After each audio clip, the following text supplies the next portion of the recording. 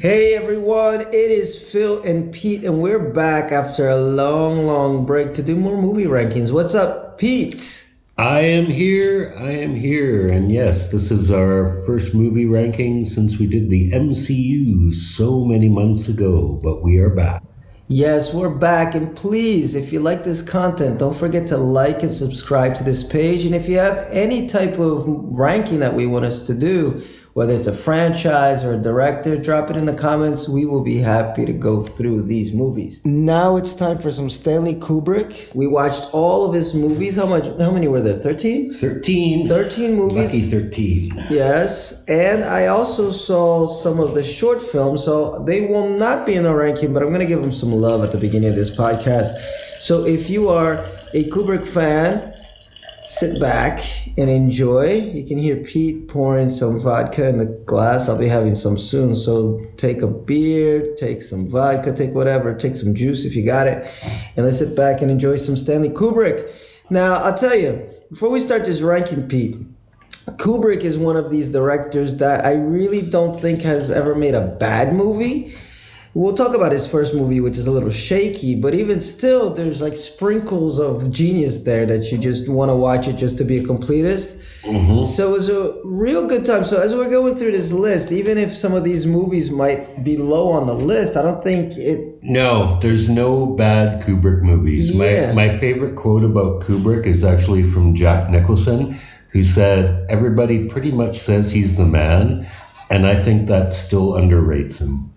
For sure, it's one of those guys that you say the director's director. That's a oft-used term for some folks, but you get it for some directors. You know, I think he, as I'm watching these, and a few of these were first-time watches, he's hit so many genres. Yes. And he's managed to make a mark, if not being the mark, for some of these genres, and very different genres, not some things that are very similar. It's like romance to like sci-fi to horror, historical dramas to horror, war. Exactly. It's very varied, and I think that is spectacular how he manages to do that seamlessly, going from movie to movie.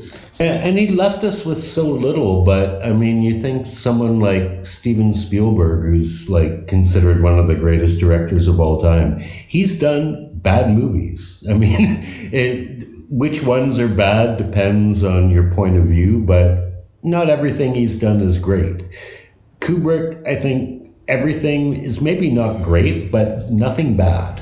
Now, before we get into the movies, real quick, we're going to talk about or give a little bit of love to his short films, guys. If you have not seen them, I really suggest you do. There's 3 of them, okay? One is from 1951 called The Day of the Flight. Day of the Fight. Oh, sorry about that. The Day of the Fight. It's the next one is about flying. But it's a documentary about a day in the life of a boxer preparing for a match. And I really love this because if you watch this, if you're a fan of Scorsese's movie Raging Bull, you see direct influence. Some of the shots, even like filming the fight in the ring and stuff like that, stuff that is really revolutionary for the time, 1951. And you see real direct influences if you like boxing movies. That came straight out of this one, so I definitely recommend that one. Did you see this one, Day of the Fight? I have not seen it, but I know that it was based on a photo essay he did for Life magazine. That's where Kubrick actually got his start as a photographer for Life magazine. And yeah, basically it was a photo essay he did about a boxer preparing for a fight. And this is how he got into directing. Like, they were like, dude, you should make a movie of this, which he did.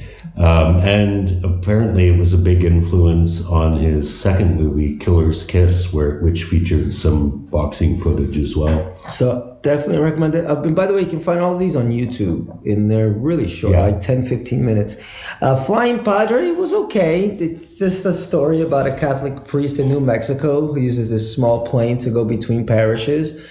And it's just about the challenges that he faces. Nothing spectacular, but again, you start to see a little bit of his style, some of the camera shots, because these were just commercial movies, he's just trying to make money, so he was kind of a director for hire, But even No, still, he was a photographer, basically gradually transitioning into film. yeah, but he wasn't making like the stuff that he wanted to make. People were just kind of hiring him because Yes. they knew he could He was film a well. mercenary. Yeah, and even still, you can see his style come out a little bit. He can't go full Kubrick because he's being paid to do something else. Right. But you see that okay, this guy's got talent. And then the last one that's worth watching here from his short film phase is The Seafarers. This one I have seen. Yeah, that's the one that I don't remember much of. I think it's the one I kind of... Well, it's a commercial for merchant marines, basically. Yeah. But I really liked it because my dad was in the Navy for 25 years, and it's all about men who love the sea, manly men sailing the seven seas. So, yeah, it was good. It reminded me of my dad. Cool. Okay, so we're going to start the ranking now. This is movie number 13. So, Pete, what is your number 13 movie for Stanley Kubrick? It is his first movie, Fear and Desire, which is a movie that he hated so much he tried to have removed from cinemas and all copies destroyed. And I mean, I love the guy, but honestly, this movie deserves a little more love than it gets.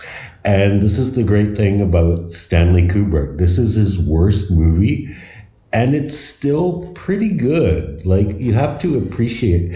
I think he held himself to such a high standard that even making a movie that was good, but okay, kind of amateurish, kind of figuring stuff out, it embarrassed him. It wasn't good enough for him. But it's not bad. So basically the story is there is a war, but they don't say who the war is between. It's between two parties, two countries whose names are never mentioned, but they all speak English. They're all white people, and they're all actually played by the same actors. He had such a low budget that the protagonists and the antagonists are played by the same people. Which is really amazing that he was able to pull that off. And the good guys, if you want to call them that, are trapped behind enemy lines. And the whole plot is basically they have to get to a river and sail safely home, but they have to pass by enemy lines. So yeah, it's basically a visual essay about the horrors of war. It's not a story in the classic sense of the word, which I think is characteristic of a lot of Kubrick films, but he gets a lot of great shots in this. He makes great use of natural light. There's no lighting in this movie at all. It's all coming through the trees. It's all natural sun. He frames dead bodies in a really disturbing way.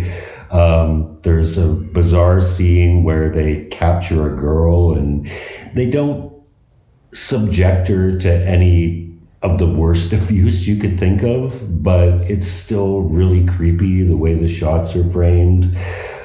They're hungry, so when they eat, the shots of them devouring food is really troubling. And all this comes in at 66 minutes. So, I think Stan was a bit hard on himself with this one. For a guy really just experimenting with being a filmmaker and trying to tell a visual essay about the horrors of war, I think he did a pretty damn good job for the budget he was given. It's not a classic, but I would recommend to anybody who's a serious fan of cinema to check this out. It's a one-time watch, but it's very worth watching. And it's short and painless. Yes. I think that's the thing. I think this one you can find on YouTube also. It is. It's available on YouTube, so it's an easy find. By the way, the movie's from 1953, guys. It is a black and white film.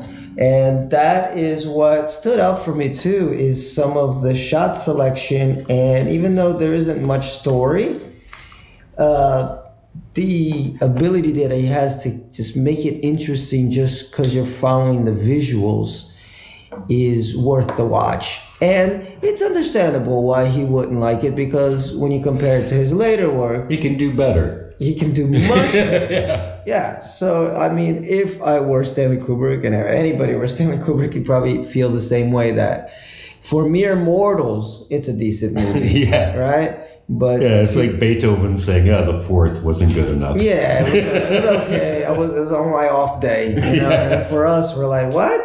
Okay, so not a really bad movie to check out. And by the way, this is also my number 13, and probably anybody that ranks Kubrick will put it at the bottom.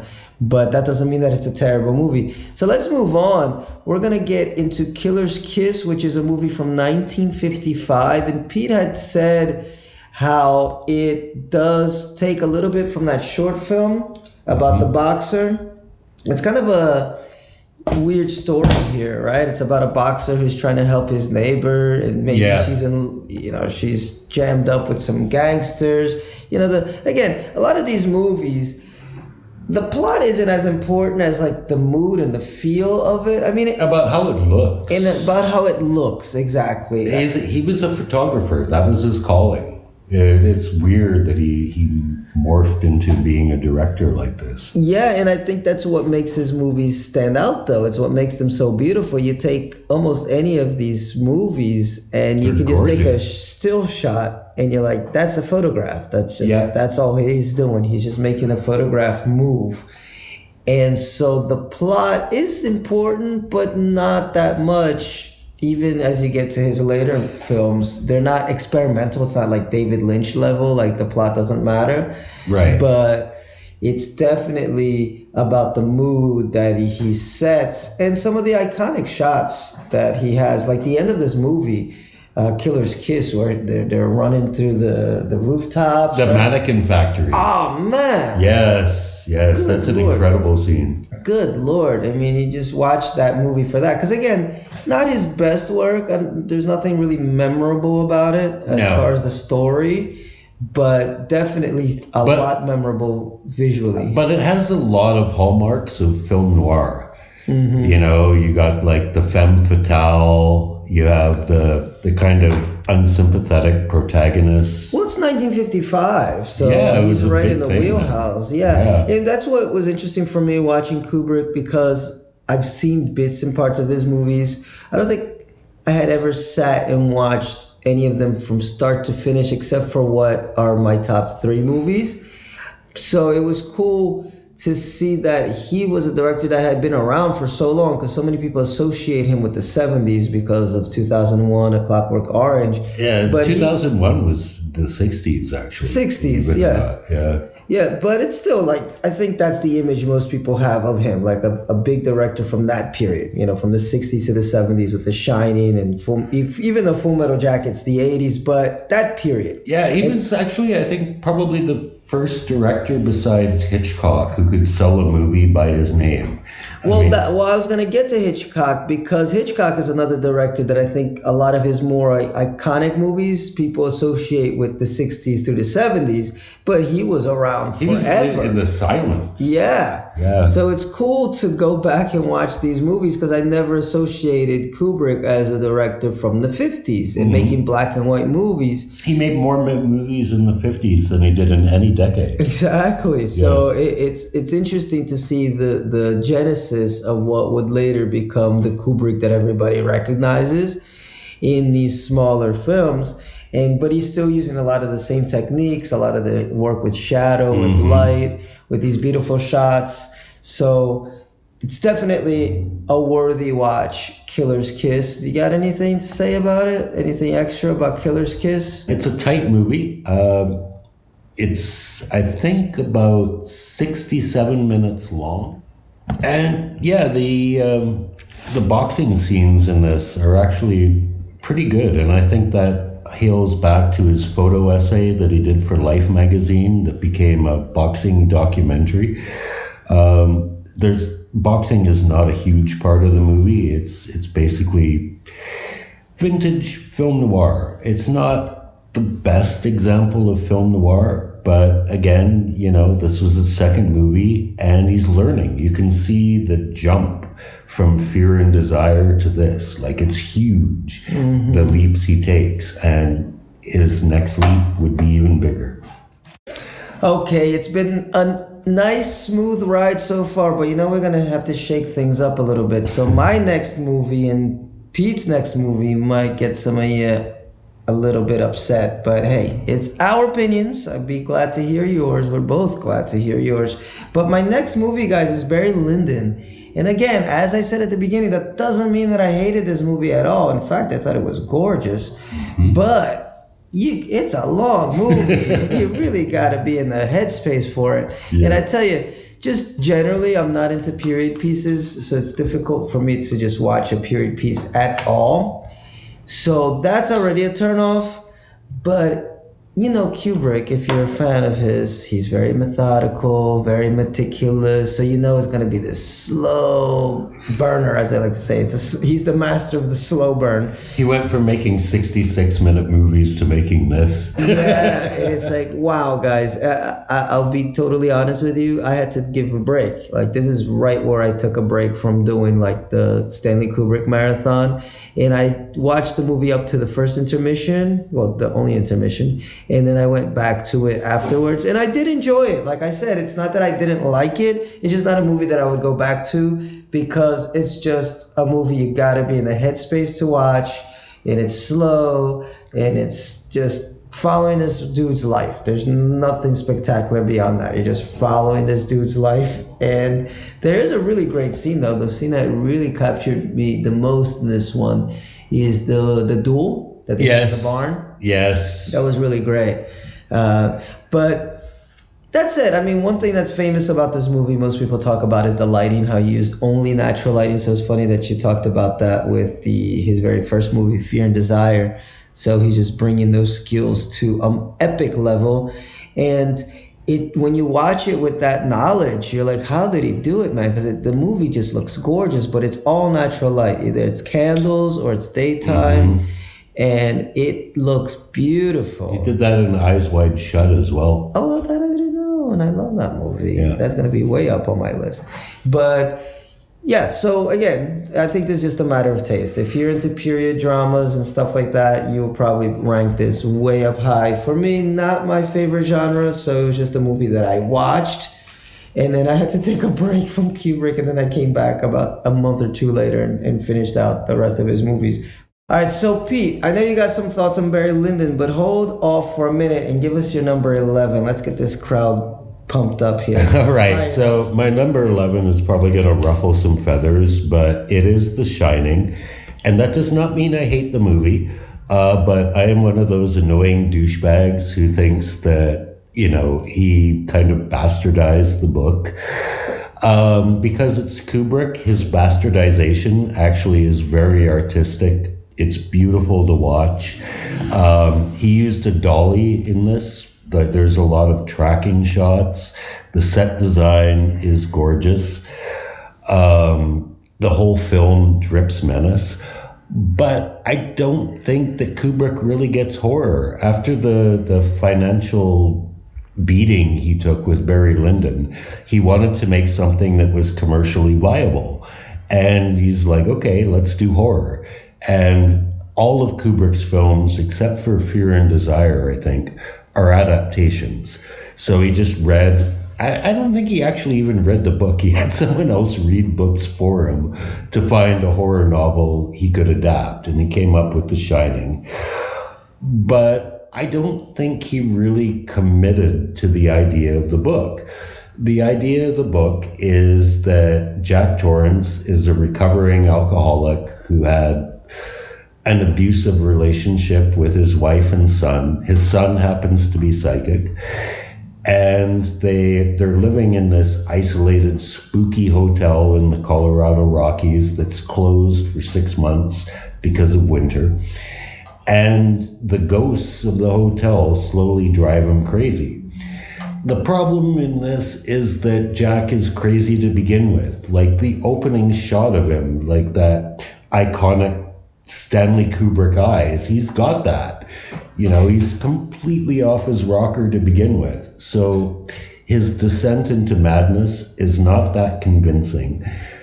The only logical explanation for this is that Jack's mental illness is the villain in this movie, and that there are no ghosts. But that doesn't work work because his wife and kids see them too. So we get a lot of cool moments, and that's what Kubrick is all about, those cool moments. Like the scene with him talking to the bartender trying to convince him that he should kill his wife and kids. I mean, Jack Nicholson does a great job with what he has to work with, but it's all about Jack being crazy. And I can't believe Kubrick kept him up there for 13 months. What's her name, who died recently? Shelley Duvall. She was traumatized for that. Yeah, man. it was horrible. She needed therapy. Yeah, I'm glad they took away her Razzie. Yes. Right? Because they felt bad for her, and that was really rough. I watched some of the behind the scenes stuff, and I was like, good Lord. Yes. Yeah. Yeah, there is actually a great documentary about Stanley Kubrick called A Life in Film, and they interviewed Shelley Duvall, and she's gotten over it. She had gotten over it because she's dead now. But yeah, she's like, that was not a fun experience. And Kubrick is famous for that, right? Doing the multiple, well, we shouldn't even call it multiple takes, like 97, like hundreds. Yeah. And the idea is that he really wanted to get the actor to the point where they weren't acting. They were just really actually frustrated. I think I saw something about Eyes Wide Shut where he made Tom Cruise just walk down the hallway. Yeah, that was another movie that took years to make. Years to make. And it just walked down this hallway, walked to the point where it's like, but it becomes natural. I mean, it's weird with that because you see other directors that can also get great performances out of their actors without doing that. So I'm like divided about the Kubrick style because it seems semi-torturous. William Wyler did the same thing. Both Laurence Olivier and Charlton Heston said like they had to do like hundreds of takes with him, and they asked, "What do you want?" And he's like, "I want it better." That's all he said. Oh God, different time. So yeah, as far as The Shining, guys, I will get into The Shining a little bit, but we're gonna just one more thing I want to say about this. If you want a different take on this, Stephen King's screenplay was made into a 3-episode miniseries by Mick Garris, I believe, for AMC, and I'm in a minority here. Like 99% of the people I talk to say they prefer Kubrick's movie. I prefer the miniseries because it's closer to the book, right? Yeah, it's closer to the book, and it's actually a more reasonable story. Kubrick's movie doesn't make any sense because are there ghosts? Are there not ghosts? And the ending of Kubrick's movie is really anticlimactic. Like the dude just freezes to death. Yeah, but it's anticlimactic but iconic at the same time. So that's the issue. Well, not the issue, but that's the thing with Kubrick. It's like everybody remembers that scene, running through the maze, the crashing through the door. Here's Johnny. All that stuff is really insane. So we're going to keep ruffling feathers, guys, because my next movie here, I guess it would be my number 10. Where are we, Pete? Yes, we are on number 10. Yeah, so guys, I ranked this one low, but again, I'm telling you, it's not because I didn't like it. It's just not a movie that I would go back to, which was A Clockwork Orange. And I don't know what it is with this movie, folks, because I've tried watching it before, even before we did the ranking, just to watch it, because people always talk about it. It's just a movie that, for whatever reason, I skipped during my adolescence. So I tried watching it maybe 5 years ago, and I fell asleep. Like, I just didn't get into it. And then I think I might have tried it even a second time, because we're in a great group called Talking Films on Facebook, and I might have mentioned that I fell asleep. They're like, no, you got to try again. And I did, and I think it just didn't grab me. So this time I watched it because I was doing the ranking. And again, it's like, I like it, but, and I get the themes that it's dealing with, where does your goodness come from, government control, all this. Like, I like the themes of it. It's interesting, a lot of nice visuals, but I don't feel like I get anything out of it at the end. It's just like an interesting film about, it's got a lot of elements of counterculture and, what's the nature of violence? What's the nature of like free will versus, being controlled and all. Like, there's a lot of good ideas in there, a lot of good visuals, but at the end of the day, I'm like, okay, what do I personally get out of it? And I guess not a lot. So it's a great visual experience, but it's not a movie that I feel like, ooh, I want to get back to that because I really like that theme. I really like that difficult that decision that a character had to make. I really liked, a contrast of something with something else, and it just doesn't have that for me. So that's why I rank it low. But nothing against A Clockwork Orange for the fans out there. Just not really my favorite. Pete, I'm just gonna jump ahead one. Why? Because my next one is The Shining, and we were just talking about it, and then you go back and do your number 10. So I didn't spend that much time on Clockwork Orange. But The Shining, I never read the book, so I don't have anything to compare it to. But this is another movie, again, that I had seen bits and pieces of on TV, but I had never watched from minute 0 to the end. And I enjoyed it. It's a bit slow. I agree with Pete that it's not really about creating a horror movie as far as the plot and stuff like that. It's just built on atmosphere. And that's where I can kind of forgive it. Like, I get what Pete is saying. And as I was watching it, I was thinking that, he kind of already starts off crazy. So what I took from it is just whatever was in that hotel just exacerbated it, and it just took them over the edge. And there's so many YouTube videos trying to figure this movie out. Oh my God, there's an entire documentary about it, and I swear to God, it's like QAnon stuff. Exactly, it goes deep. But one thing that I watched a few of these, and there's one that I actually liked as far as a theory, which is creepy, but it makes more sense than just he's going mad for no reason. And it kind of deals with like sexual molestation. Like, it almost paints Jack as molesting the kid, and there's a few scenes that they show where he's rubbing his stomach, where the kid's kind of afraid to be alone with him. And even that weird scene where the kid's on the bike and then that room opens and there's a bear or something giving a blowjob. And apparently a bear is like some symbol for pedophilia, and I kind of dug that theory only because it makes more sense as far as why is the kid already kind of freaked out by the dad? Why is the dad kind of it doesn't seem like they're a close-knit family. Like, there's more going on there than it lets on. And I think Kubrick did that on purpose. I think it's open-ended because he doesn't want to give you the answer. Like, why is Jack weird already to begin?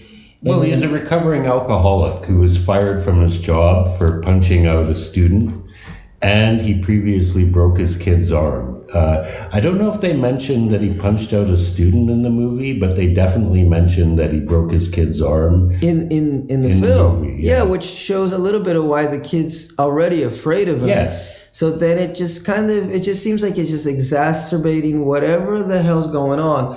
And the alcoholism, it's true that could be a cause for it, but I think it's covering up deeper issues of what's going on within this family structure. So I dug it for that. Is that the atmosphere of it. But it's not a movie I would go back to again, because like Pete said, the ending's kind of anticlimactic. Like, it takes a long time to get there. It takes a really long time to get there. So there are amazing scenes, of course, the classic tracking shots with the little kid on the tricycle and the red elevator full of blood. There's like really classic stuff in there. The twins. But I think this one it's right after A Clockwork Orange, basically for the same reason. It's a movie that it's beautiful to watch. It's not a bad watch, but after I'm finished it, I'm just like, okay, what did I get out of this movie? Just really beautiful visuals and great acting and obviously great directing, but it's not something I'm going to, carry with me for the rest of my life on a deeper level. Now, I think we go back to your number 10. What is that? My number 10 is Barry Lyndon. Okay. And I completely agree with how you felt about it when you watched it for, I assume the only time. But I watched it when we were going to do this back in 2020. This is how long we've been planning this. Yeah. And it sucked the fucking life out of me, man. Because I lived in a place where you couldn't smoke indoors. And the movie is it's close to 3 hours long. Yeah, it's epic. So I had to keep pausing it to go out to smoke. And I swear it took me half a Sunday to watch it. But when I rewatched it recently, it flew by. And I think it helped that I'd already been prepped. I knew what this movie was about. I knew what to expect. And when you have that, it actually goes by pretty quickly. One of my favorite Kubrick themes is irony. And this movie is so ironic. If you want, like, what is this movie about? Phil said it's about a guy's life. Well, it's about a guy who's basically a ruffian, and he's trying to advance his way in English society. He's basically an Irish dirtbag who wants to reach the higher levels of English society. And every choice he makes results in an inescapable fate. For example, there's a scene where he's traveling and he is invited to dine with some highwaymen who are going to rob him. And he's like, I'm not an idiot. I'm not falling for that shit. But he winds up getting robbed by the highwaymen anyway. There's a scene where he wants to marry this girl and a British officer wants to fight him in a duel to the death. Oh, great scene, yeah. Yes. And he believes he's killed him. But only later does he realize that it was staged. He was meant to think that he killed him. And the dude winds up marrying the girl he loves anyway.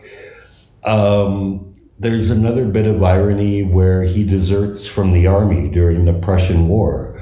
But he gets conscripted into service for the Prussians. So no matter what decision Barry makes, he still winds up in the situation he's trying to avoid. He's a victim of his fate. Well, that's a great thing that you just said, because I feel like that's a theme in a lot of Kubrick's movies. No, it is. In all of his movies. Yeah, we will talk about this much later. But yeah, that is like one major recurring Kubrick theme. It's irony. You cannot escape your fate.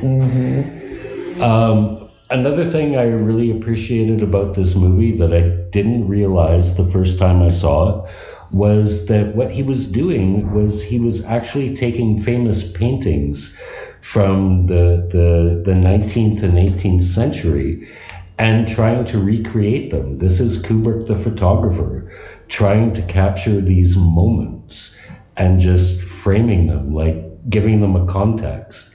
So it's really kind of brilliant the way that he took this novel and these paintings and just put them, they have no connection. He just took these two different things, put them together, made a story of it. Is it all that entertaining? Well, you kind of have to suffer through it once to get it, because the first time was a bitch. But once you know what's coming, it's easier to appreciate, like by a long shot. I got you, and I feel the same. Gorgeous movie to look at. So, of course, if you're a completist, I mean, we kind of imagine that most people listening to this are already Stanley Kubrick fans. But if you have not seen this, if you're like me, who has always been a fan of his but had never sat down and watched all of his movies, just kind of caught whatever was on TV, and this one is probably one that they don't show as often. I never even knew this movie existed till I went through his filmography. It's so weird that he did this right after A Clockwork Orange too.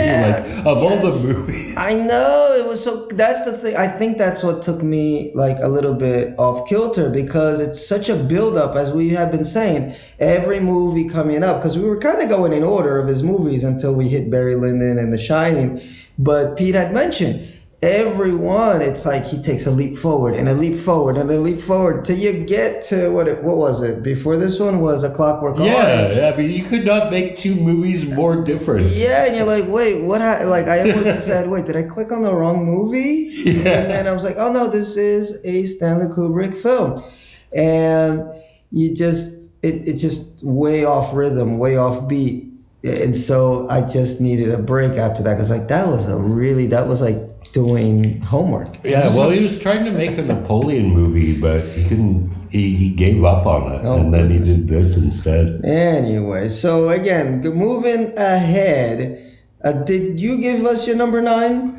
No, that was my number 10. Yeah, so let's get into Pete's number 9, and then we'll hit back with some more controversial picks. So, well, this is going to be a controversial pick, because I'm sure a lot of people would rank this number 1. Really? What movie is it? That would be 2001: A Space Odyssey, which is, again, another example of a Kubrick film I had to see multiple times to really appreciate. And I still only rank it number 9. Like, there are going to be a lot of people who will tell you 2001 is boring, the ending is confusing, it has no plot. All of those are fair criticisms, but what I've found on multiple viewings is that this was just Kubrick making a vision of the future. Like, what is the world? And the funny thing is, he's not actually that off. I mean, he's a bit over-optimistic. It shows a space mission to Jupiter to track transmissions to a monolith that was dug up on the moon. Our space travel in 2024 is nowhere near that advanced, and people who actually attempt to further it, like Elon Musk and Jeff Bezos, are basically vilified for being white male billionaires, and how dare they. But this is an optimistic vision of the future, really. It depicts people doing things that we can do now, but for some reason don't. But much of it, there's not a lot of dialogue. The actors are not really famous actors. Most of the actors in Kubrick movies aren't. There's a lot of silent scenes. The soundtrack is classical music. And it's mostly just a nice leisurely ride through space until the computer goes nuts. Yeah. When the computer goes nuts, things get pretty freaky.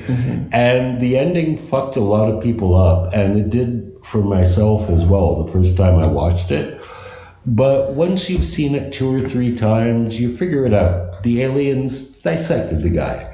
Not in a clinical, surgical way with a scalpel, but in a fucked up alien way that our human minds can't comprehend. And that's what makes one of the most difficult aspects of the movie to process the best part, because you really have to, like, what the fuck is going on? So I would say, like, if you didn't like this the first time you saw it, I understand. I didn't either.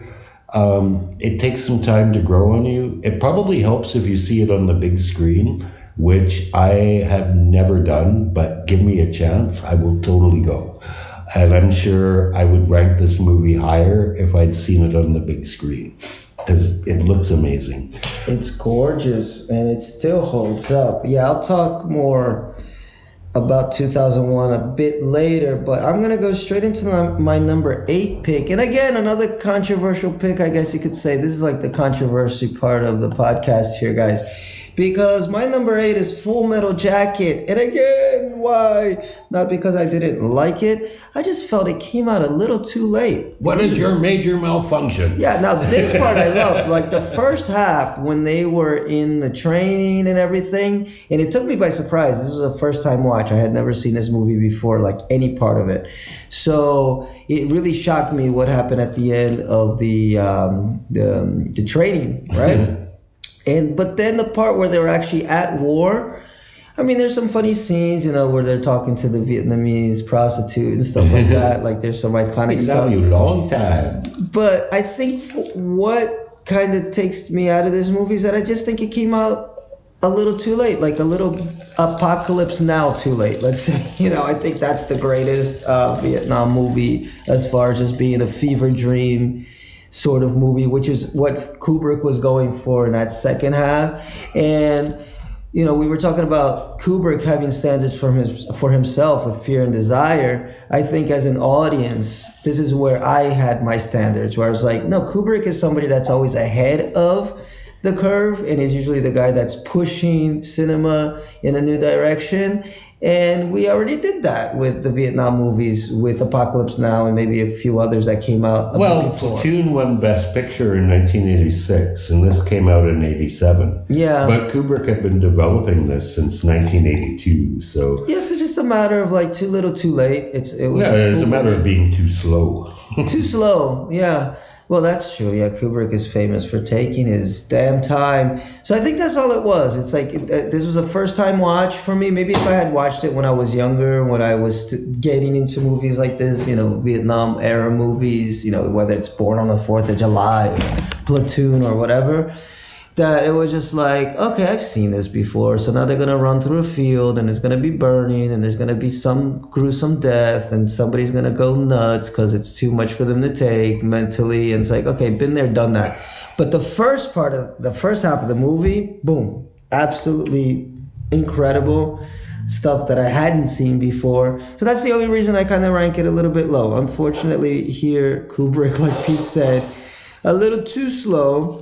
And we had been there, done that already for Full Metal Jacket. So it's number 8 for me. What's your number 8? All right. Before I get to my number 8, I just want to give a recommendation to an excellent Vietnam movie called The Boys in Company C, because it features Ronald Lee Ermey playing exactly the same character, but in 1978. So check that out, The Boys in Company C. My number 8 is Eyes Wide Shut, which nobody liked when it came out, but is now considered a cult classic. I don't even know what genre this film falls in. It's like unclassifiable. Yeah, it's the Kubrick genre. Yeah, because you could almost call it a comedy, because the joke is that Tom Cruise can't get laid, which is pretty funny. It's basically about a dude who wants to pursue some strange, winds up at an orgy, but doesn't get laid, and then spends 2 days feeling like really guilty about it, and reconnects with his wife. So is it a comedy? Is it a thriller? Is it a romance? I don't know, man, but this movie is just all about feeling. And I'm not even the biggest Tom Cruise fan. It's not that I think he's a bad actor. I think he's a great actor. It's just that, he's a Scientologist, and I have problems with that. But he is really good in this. And I think, like, Kubrick got something out of him that few other directors have. Because most of the time, you see his movie, okay, he's Tom Cruise, he's a good actor, he's good looking, whatever, but, I mean, Kubrick held him hostage for like a year and a half. Well, so yeah. He got something out of it. He got something out of him. And I think this is right around the time where Tom Cruise was making a shift to being considered a more serious actor. And I think this was his first big movie where he did that, because I think he did Magnolia right after that, which got him really good reviews. And then I think, one of my favorite Spielberg movies. Magnolia is good. Magnolia, yeah, but what's the one with Spielberg? Minority Report. Oh, which is like a film noir set in the future. Yes. Yeah, and I remember at that time, and I think he did Vanilla Sky at the time. I'm talking about, so he hit this little phase where he was trying to be recognized as a serious actor, and there's some really good films around this time, that one being one of them. I mean, I rank this one really high, so I'll get to talking to it a little bit more. But go ahead, anything more? Well, talking about the use of natural light in this one, this was actually based on a story that was set in Vienna in the 17th century, and Kubrick somehow twisted it to be set during the present day in Christmas. In New York. During Christmas. In New York in Christmas. London. When he filmed it in London, Yes. It's all of a sudden, the stage is so eerie. There's this scene of Tom Cruise walking the streets of Greenwich Village, which is really a sound stage in London, completely alone. But the weird thing about this movie is it's lit completely by Christmas lights. That's the only lighting. So there's always this flashing going on. There's also a big ass orgy. It depends on which cut you see, but man, some of this stuff is graphic. Yeah. And the idea that it comes full circle, basically, like Best last line of a movie. Yes, exactly. Because you see these scenes of Nicole Kidman early in the movie. She's never naked, but you see her butt, and it's a fine butt. Like, you just want to. Yes. But, their marriage has gone stale. Like, there's no oomph. And by the end, after the orgy, the psychological torture, blah, blah, blah, he confesses to her. That's a beautiful scene, actually. Gorgeous. When he's just like, I gotta tell you something, man. I've just been through hell, and it's because I've been trying to get other pussy besides you. Mm-hmm. And then at the end, the best thing about the last line is not just the last line, it's where they have it. They're taking the kids to see Santa at the department store. And Nicole just casually drops, man, we need to fuck. Yeah. No, great movie, great movie. We'll talk more about it towards closer to the end of the podcast, because I ranked this one really high. Anyway, so going back to our ranking here, number 7, I have The Killing. So we're going back to the 50s, okay? Nice. Going back to the 50s. Nice. Love me the 50s. And this is a heist movie, okay, which is really cool. It's the heist movie. Yeah, guys. And again, this is another one that took me by surprise. I had never seen it before.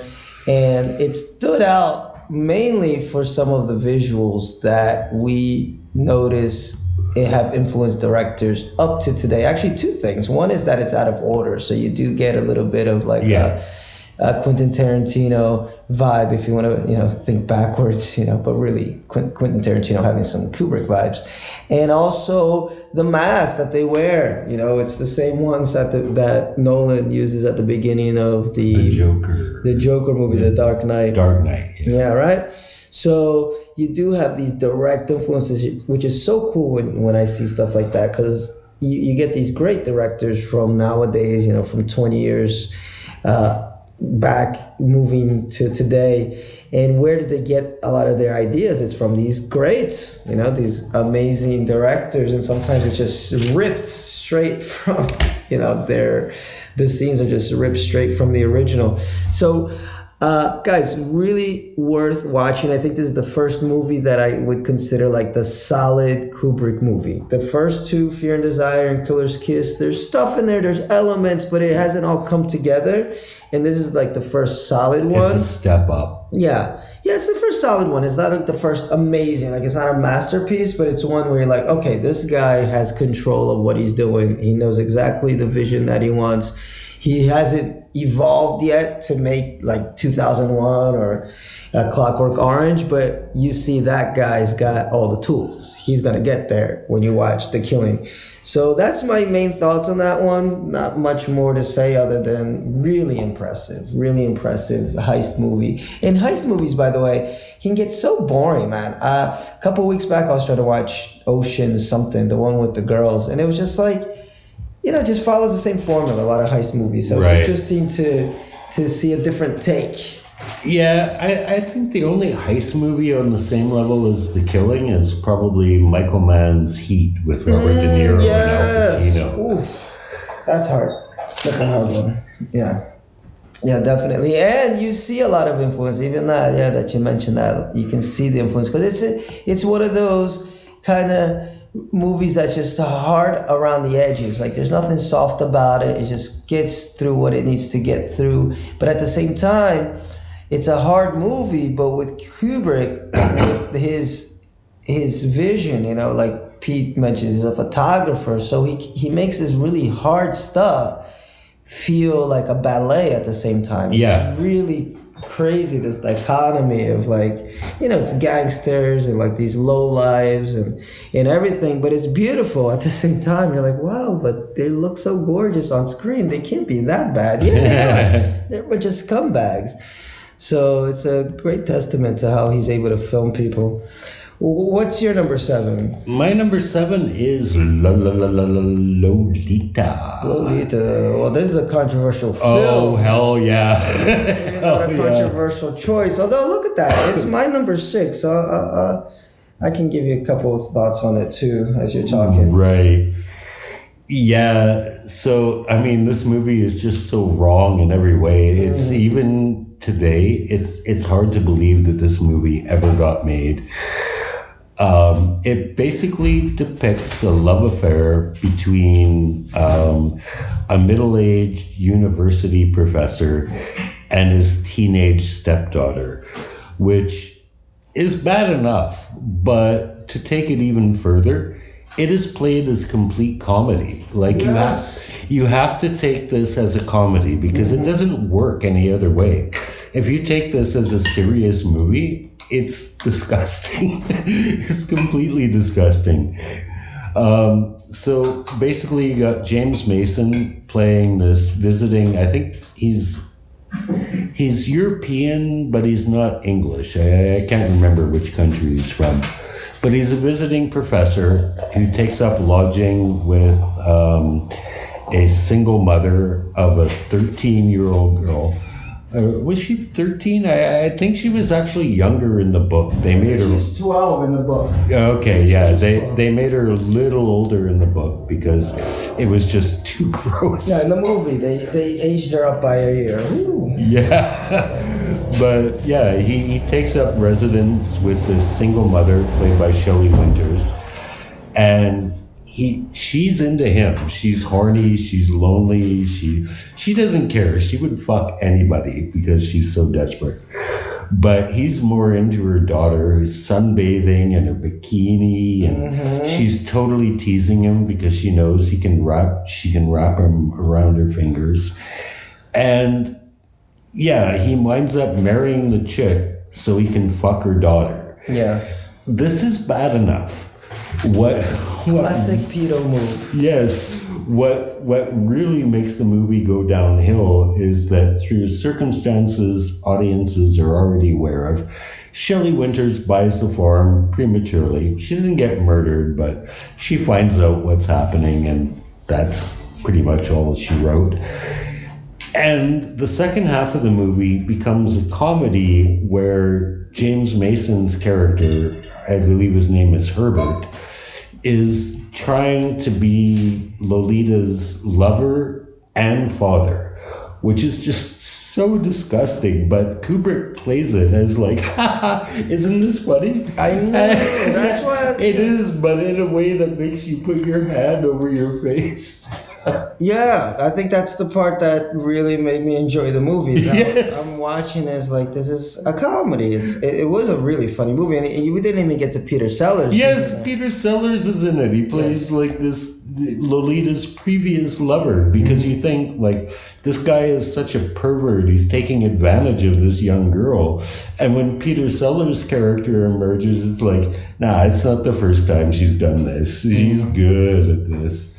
Yeah, no, I felt the same way about Lolita. I have never read the book. I know there was the Jeremy Irons version I think in the 90s that was real controversial, but I think they played that one steamier, more Yeah, it was sexualized. played like as a straight drama, which is why it didn't work. Yeah, I agree, because it's just not a storyline most people are interested in. Well, it's gross when it's played as a drama. Yeah. When it's played as a comedy. Exactly. So as I was going in, I was just curious to see it, because we've all heard of the book. It's a famous book. I never read it. I just knew of it because of the Police song, "Don't Stand So Close to Me." And then there's a line in there where he feels like the character in the book by Nabokov. But so it's something. It was new. It was something fresh for me, because I wanted to know, what is this story? Why is it so big? Why do so many people want to adapt it? And it's interesting, because there's different aspects to it. Because there's the aspect of like this guy going through this almost like a midlife crisis, which was played. And how clearly grossed out he is by Shelley Winters too. Like it's like having sex with her is the worst thing he can imagine. Exactly. But he suffers through it just to be with Lolita. Just to be with the girl. But then in the end, the girl ends up being like the smartest one in the movie. She's just screwing everybody up. And yeah, but she winds up poor and broke. Exactly, too. in the end, so she gets hers. I was just thinking that she does get hers at the end. But Peter Sellers, when he comes in, man, he just changes the dynamic of the movie and just pumps it up to the next level. So it's great to see him, because I didn't know he was in this movie, and I'm a big fan of Doctor Strangelove. And I think that's what works. You won't get grossed out by the movie. I know there are movies that deal with like intergenerational relationships and pedophilia that can kind of gross you out. And it's a tough topic. I saw a movie last year that the topic was that, and it was well made, but it's like, I don't know if I could recommend it to anybody, because it's a tough topic. You know? I just watched Blame It on Rio last week, and that's whoa. Yeah, in the 80s, they didn't seem to really give a fuck. Yes. Yeah, nowadays, people are a little bit more careful with topics like this.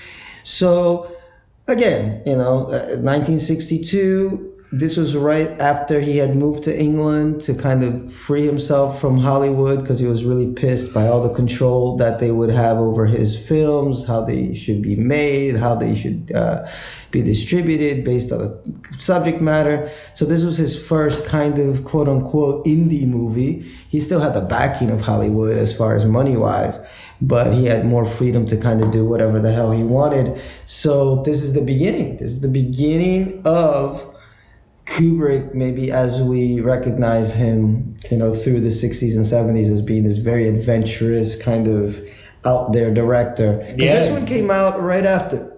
This was after The Killing, right? No, this was after Spartacus. This is after Spartacus, which is a movie that he hated. Yeah, because Kirk Douglas was his producer, so he couldn't tell the actor what to do. He was the actor's employee. Yeah, so when you watch it with those lenses, when you're like, this is his FU to the system movie, it makes sense. Why? Yeah. I mean, this is about as nasty as movies get. Yeah. So, but again, even though we say that, it's still totally watchable, because it's done. It's played serious, but as a comedy. Like, they take it serious. Like, everybody's 100% invested in this story, and for that reason, it flows. It makes sense. It's not a movie like I think I would ever watch again. But I would watch this again. It's funny. Like, it's not like if somebody wanted to watch it, it's like, okay, put it on. It's there. But it's not like one that really grabbed me as far as like, ooh, I got to watch it again. But it's definitely a division line of like pre the Kubrick everybody knows, the iconic Kubrick, and like the Kubrick that was before, that was still kind of working in the Hollywood system and maybe was handcuffed a little bit creatively. And this is the one where he's like, baby, I have arrived. Yeah, he wrote the screenplay, but he didn't actually get credit for it. I have no idea why. There's a story behind something this. About that. Yeah, because it won the Oscar for Best Original Screenplay, but he didn't collect it. He gave credit to the author of the book, I think. Okay, I got you. So, guys, as we usually like to do when we get to the halfway point, and we got 5 movies left each, we like to go down the box office a little bit. Not too much information on the box office for some of his earlier movies, because it was so bad. But I did find something on Collider that has his top 10 movies. A few of these we didn't get to yet. Paths of Glory made $1.2 million. And it's a great movie. We will get to that one. That was a first-time watch for me. That's an amazing Lolita, we just spoke about $9.2 million. Yeah, of course. Okay. That just goes to show that people are all closet perverts. Yeah, that's a decent take for, it's like $2 million if you kind of adjust it to inflation. And then we got Doctor Strangelove, made $9.2 also at the time, which is a classic. And then we got Spartacus, which... That was a big one. Yeah, I'm going to talk about very soon. That's my number 5. And I think that's your number 5 too, or close to. Yes. Yeah. So Spartacus made $17 million. We'll talk about that in a second. Then Barry Lyndon actually was a hit, man. $31.5 million. Not compared to the budget. Okay, so it was a very, very expensive movie to make. Okay. But it was a moderate box office success, okay? Oh, no, here it says it earned almost 3 times its budget, $31.5 million. So, because that didn't look like an expensive movie. It just looked like the costumes alone must have cost a fortune. Yeah. And then we got The Shining, 1980, made $47.3 million. It had about 19 million budget at the time. That was a lot, but it made 97. So he was a successful director, he was a director. He was like a movie star director. Mm-hmm. Like You were talking about how, you used to see a poster of Jack Nicholson and it could be like anything. Yeah, like this is Jack Nicholson stars in The Man. The Man. And you will go to see that movie. You'll go see The Man. Stanley Kubrick was that kind of director. Exactly. Like Stanley Kubrick has a new movie. You will go see that. Yeah. It's very rare, like Scorsese, Spielberg, Hitchcock. There have been very few directors who can sell a movie just because of who they are. Exactly. I think Christopher Nolan is I was going to say Nolan. That kind of director. No, I think he proved that he is with Oppenheimer last year or the year before, because that was a movie that had no reason to make almost $1 billion, but his name sells movies. Yeah, and Tarantino does as well. Oh, Tarantino. I'm not a fan, but he has his fucking loyal fans. Mm-hmm. Yeah. So Kubrick is definitely in that league. So we got 114 million for A Clockwork Orange. So that was a huge hit. Okay, like probably the controversy helped it. And then Full Metal Jacket, 120 million. And we are at 2001, 146 million dollars. Yeah, that was a huge hit.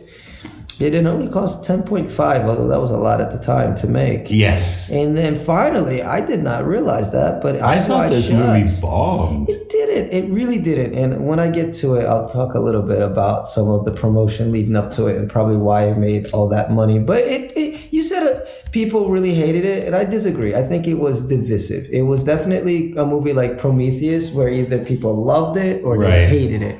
I was in the love camp, but I know a lot of people that hated this movie.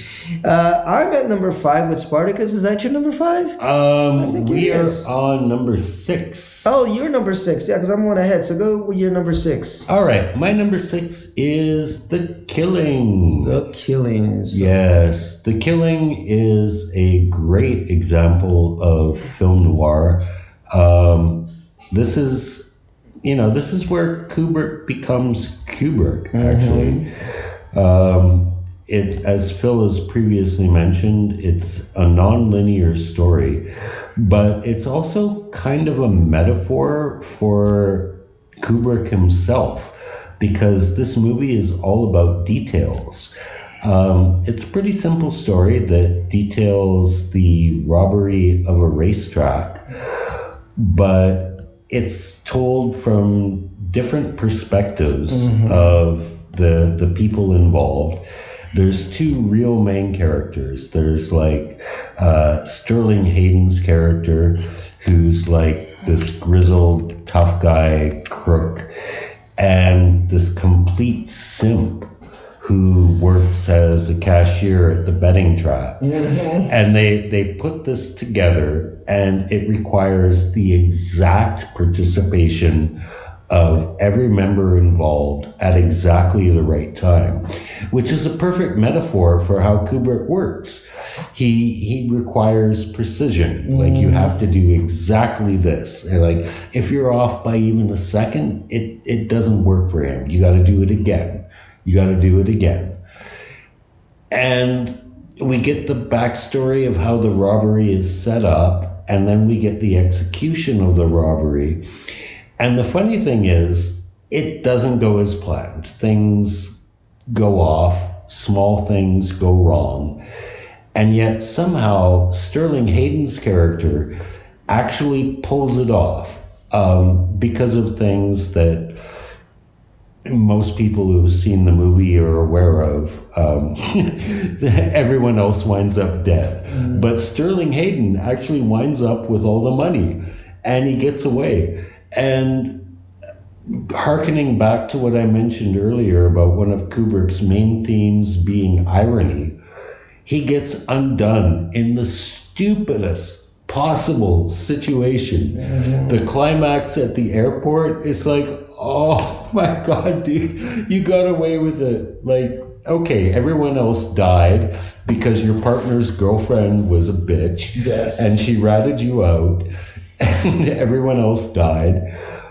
But you got away with the money. And the reason you blew it was just bad luck, man. You you got away with everything, and you lost it. That's reminiscent of like the end of Heat, you know, where you're just like, Let it go, dude. So let it go. Let it go, exactly. So close. And there's also a major scene in this movie too with the only black character in the movie, where the dude is hired to shoot a horse from a parking lot. I remember this. And he tips the black parking lot attendant. And the attendant is so glad that he got a tip from this guy. He's like, dude, I want to thank you. Like, you're so good to me. Like, what are you doing here? And the dude just wants to make him blow off. And eventually he has to resort to using a racial slur to make him go away. And you get the feeling that he feels bad about that. Like, he doesn't want to do that. But he's like, what do I have to do to make this guy go the fuck away? Definitely a cool movie, guys. I definitely recommend The Killing. Very well made. And the pacing is good too, you know? Like, sometimes you go into these older movies and you think, oh my God. It's hot. It's about 90 minutes. Well, that's the thing. That's the thing with Stanley Kubrick. That's why it's kind of like a division line for me, The Killing, because then you start to get into these movies that are more in the style that we're used to, a little bit slower paced, very detail oriented. In his early movies, he had the camera stuff there that you notice from, you know, his later movies, but the pacing was tight. You know, he's just really trying to tell the story. And I think the earlier movies are more story-based. His later movies is more just ideas and kind of sprinkling of stories within stories and all that stuff. But this is a great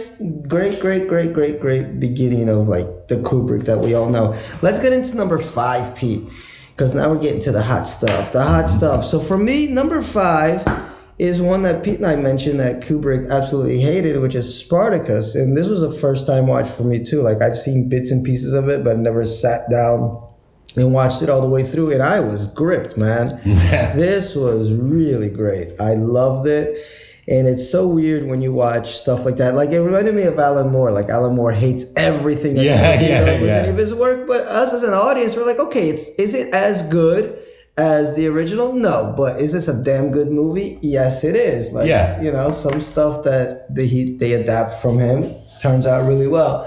So you get this weird feeling watching this movie. I'm like, come on, Stanley, get over it. Like, this is a really, really good fucking movie. Yeah, I think he was pissed off that it wasn't Ben-Hur and that he didn't have complete control, because Kirk Douglas was the producer. So he had to take direction from his star, which probably pissed him off to no end. I imagine. A cool tidbit about this, and it relates to another kind of cool movie, is Trumbo, I believe, is the writer. And there's a movie, I think Bryan Cranston plays Trumbo. Yes. Really cool movie I watched a few years back, who was a writer that was blacklisted. He wrote Roman Holiday. Yeah, he was blacklisted during the McCarthy era.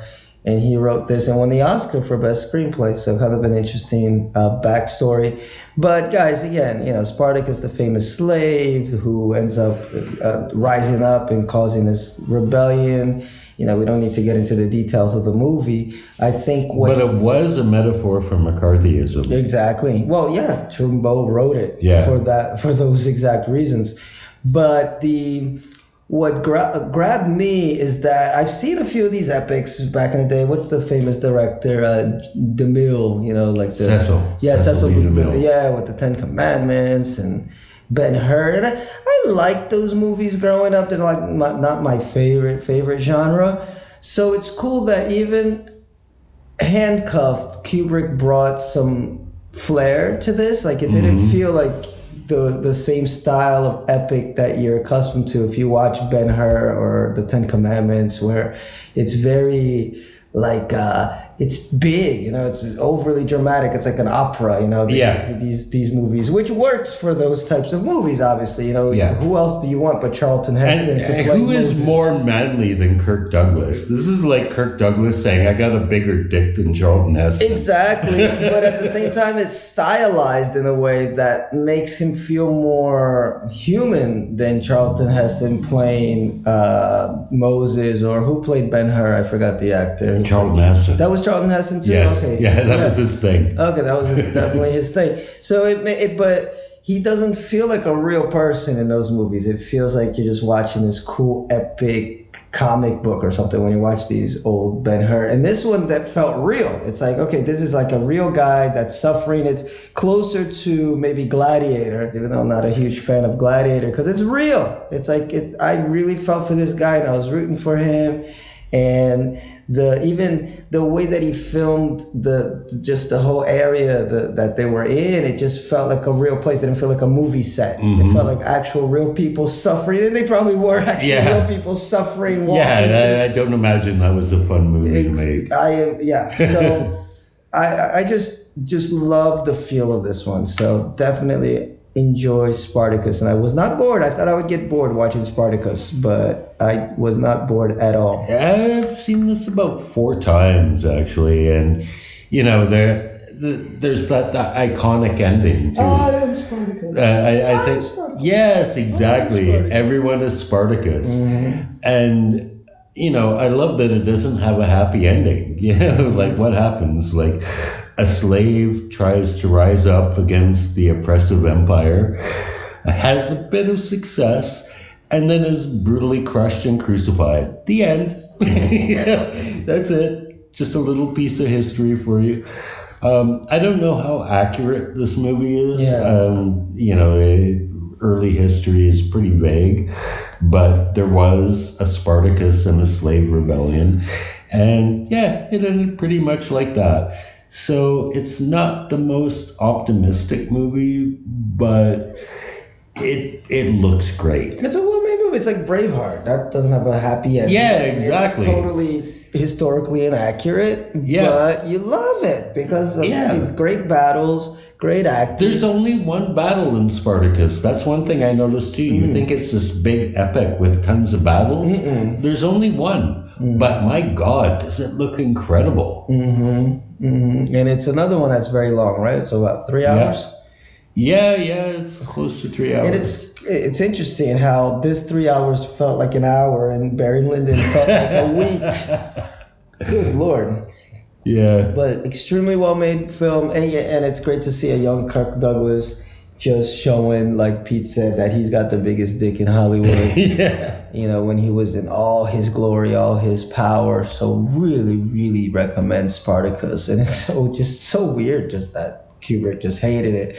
But it seemed like more of a personal issue than anything else. Yeah, I just don't think he liked taking direction from his star. Well, speaking of his star. Yes, Kirk Douglas again. Path of Glory. And I think we both got this one at number 4. Am I correct? Okay, and another first-time watch for me. I had never seen this movie before. Oh, really? I used to own this movie on VHS, man. And is it nice? It's a really nice movie. So Path of Glory, which came out in 1957, so this is still in his 50s phase. This came out, after The Killing? Yes. This is Kubrick upping his game. He went from Killer's Kiss, which is an average film noir film, to The Killing, which was a great film noir film, to this, which is just like, holy shit, who the fuck is this guy? Yeah, it totally took me by surprise, the plot line and everything. And I had just come off of watching was it All Quiet on the Western Front that came out maybe 2 years ago, like the German version, the German movie that came out. Yeah. And it's interesting because that gives us the story from the German perspective. And this one gives us this war from a different perspective too.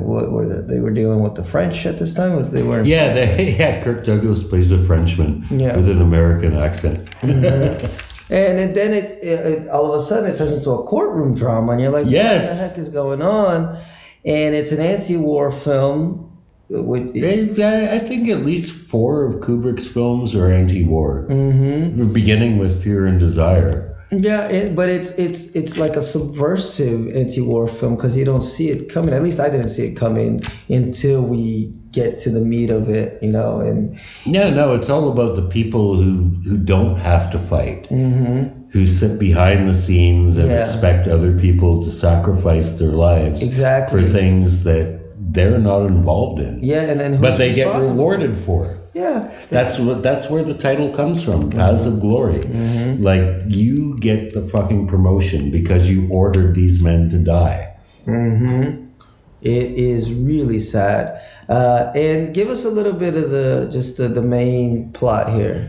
So the main plot is that Kirk Douglas is in charge of a French brigade in trench warfare in World War I, and they are ordered to take a position called the Anthill, which is unattainable. Like, maybe they could do it, but even if they do, they're going to lose like 50% of their men.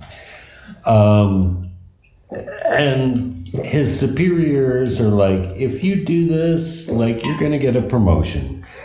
So Kirk Douglas doesn't agree with this, but he goes ahead with it anyway. And the mission is a disaster. They get massacred. This is the only actual war scene in this movie. It's considered a war scene. Really beautiful. Yeah, it's Good Lord. I'm sorry to cut you off, but guys, just for full disclosure, I watched these movies a long time ago and I lost my notes. So I'm remembering stuff as Pete's talking. And then when he mentioned the war scene, that was gorgeous, man, with those shots starting from the ground and up. Yeah. It reminded me of another great movie that came out a couple years back, 1917. That was great. That was beautiful to watch. And just the way that it reminded me of that when those two boys were crossing that trench for the first time, and all the details, all the dead bodies, like straight out of this movie. Stick your head up for 1 second and you're gone. Yeah, but that's straight out of this movie, the way Kubrick was filming that trench, because there was a little trench scene and they were, and all. Yeah, and it tracks. There's no cut. The camera goes right through the trench. It's beautiful to watch. And again, there's Kubrick doing it again, 1957, and you see the stuff pop up in 1917, which came out, 3 years ago maybe? Even Wonder Woman, the first Wonder Woman movie, uses a lot of this stuff when they're down in the trenches. So from Oscar winning to DC winning whatever movies, there's Kubrick, 50 years later, still being an influential director. So sorry to cut you off. No problem. Get back to it. Basically the attack is a failure, and the higher ups, and this is what the movie is all about, the higher ups of military brass, they're like, someone's got to pay for this, but they can't execute everybody for cowardice because then you kill your whole army. So they put Kirk Douglas in charge of selecting 3 people to be executed for cowardice, or to be tried for cowardice, but it's a foregone conclusion that they're going to be found guilty and executed. So that's another aspect of the movie. So first of all, this is a really difficult decision. Like, how do you decide this? And, Kirk's character didn't even agree with the attack to begin with. So he's put in a really horrible position. But he's a soldier, and a good soldier does what he's told, and he selects his 3 people. And then we go into the trial.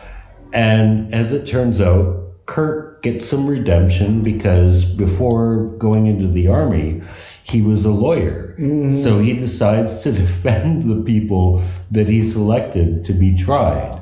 Yeah, because they're all going to be executed, right? Yes. They're like not just executed, but like immediately after the verdict. It's like, you're found guilty, you're dead. Yeah. So he makes this case, basically that they were asked to do the impossible. And in such a situation, there's no such thing as a coward. Like, you can't be held responsible for running away from people who are trying to blow your balls off. That's essentially his argument. But here is where the movie gets really good. Kubrick's thing is irony. So the irony in this situation is that these defendants, if found guilty, they will be executed at dawn. If they are found innocent, they'll be sent back to the front lines where they're going to die anyway. Like, there's no optimistic outcome to this situation. So it's really Kubrick just mocking the futility of war. Like, I mean, I don't even want to mention contemporary things. We got a few wars going on, Russia and the Ukraine, Palestine and Israel, but it's like, what positive outcome is there to these situations? And there's none. Exactly. Beautiful, beautiful. But anyway, let's move ahead to our number 3 pick. And my number 3 pick is 2001, A Space Odyssey. And this is another one, guys, that for me it was like a first time watch, because it's one of those movies that you always see bits and pieces of on TV. And it's always... I seem to always have caught the part where it's like the LSD trip. And I'm like, what's going on? Like, you know, when you kind of try to piece a movie. Context. Yeah, you try to piece a movie together in your head, because everybody's seen the monkey scene either in a commercial or Barbie even. So I knew that part. I knew there's a part about, you know, with Hal. I've seen, pretty much all those scenes I had seen before at some point. And then LSD, and I'm like, wait, there's a connection here. So I'm with Pete. First time I tried to watch it a long time ago, I just kind of fell asleep because it is slow. Yeah, it's not an easy movie to watch. You know, the classical music, you got to be in the mood. It reminded me of like when we were trying to watch Star Trek, the motion picture, which borrows a lot from this movie. Just that this movie does it a lot better. But it's just one of those that you just kind of have to be in the right mindset.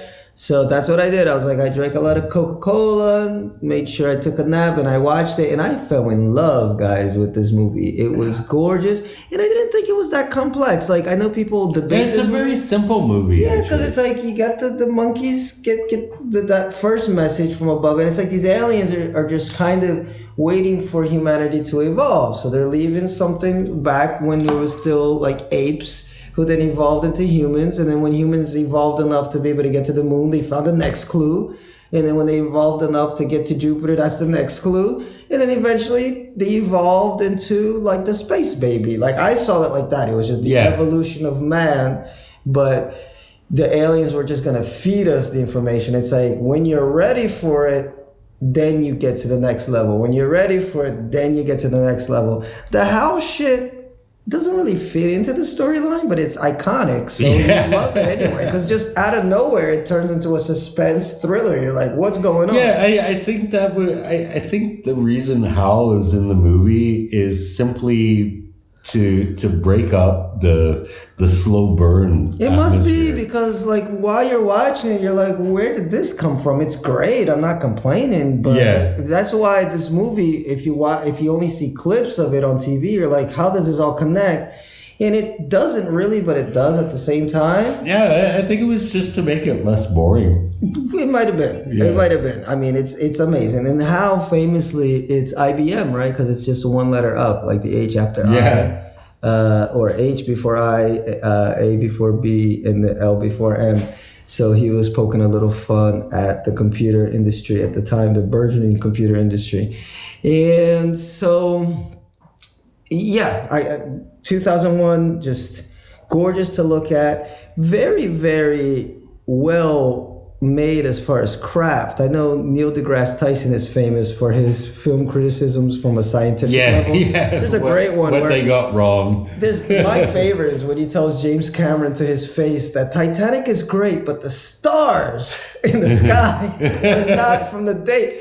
And Cameron actually went back when they did the DVD version, and he changed the stars. He made them be exactly, because he's like, your movie is so well made. It's so accurate with the ship and everything, like the amount of craft that you put into this, but you fucked up the stars. So I'm always happy when Neil deGrasse gives something high marks, and he always gives this one. He's like, man, the rotation, like the speed of the, like they got, and even there's no sound in space, right? So it's a very silent movie because there's no sound in space. You know, it's entertaining. That's why the classical music is there. Exactly. Otherwise, the movie would be silent. Exactly. So the craftsmanship, and just when you watch and you say, how the hell did he do this? Because this movie's from what, 1968? 68. And you're like, how did he manage to make something that beautiful at that time?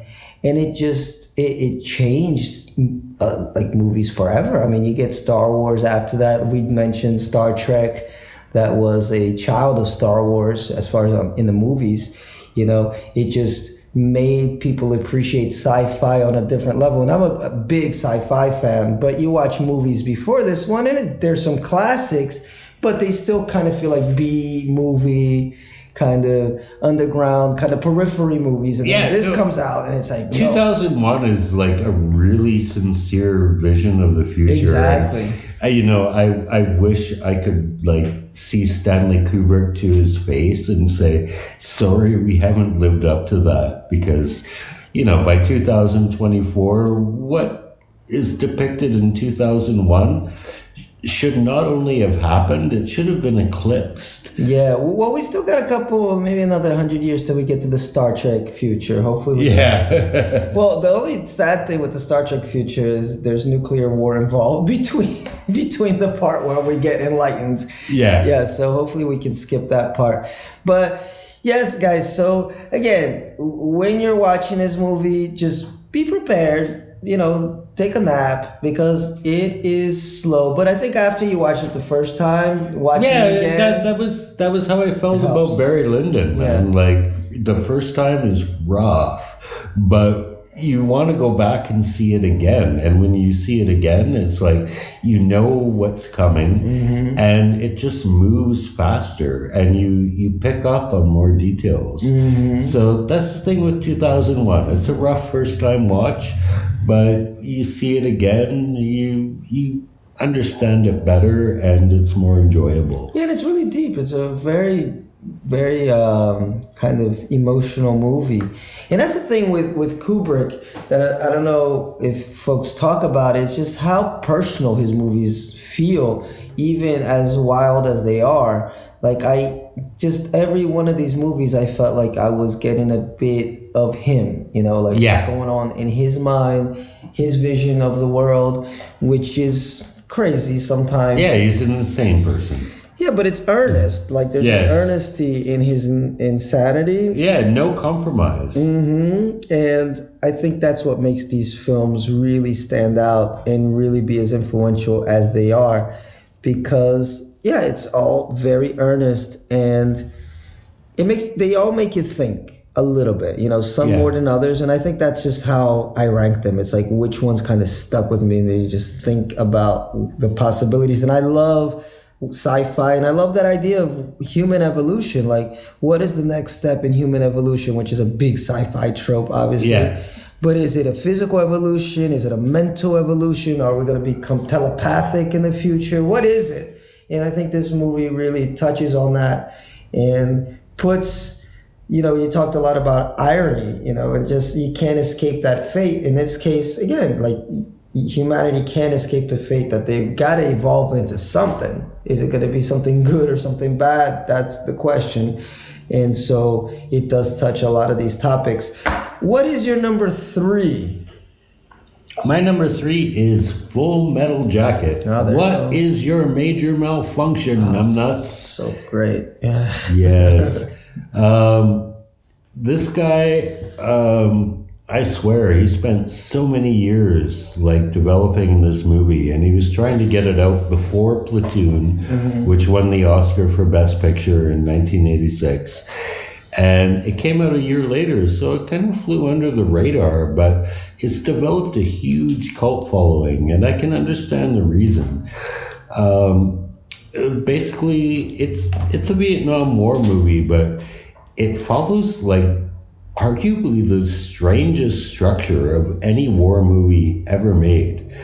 The only thing that compares to it is actually a movie that one of the minor stars of this movie also was in. I think I mentioned this previously. Ronald Lee Ermey. He was a drill sergeant in the Marines.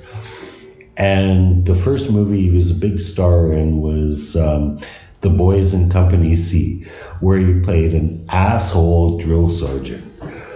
So, 1987, Full Metal Jacket, he is again playing an asshole drill sergeant.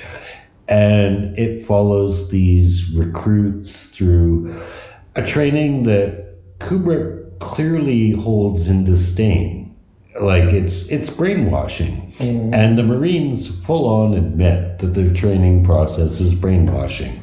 They sleep deprive you, they feed you like all the doctrines that they want you to follow.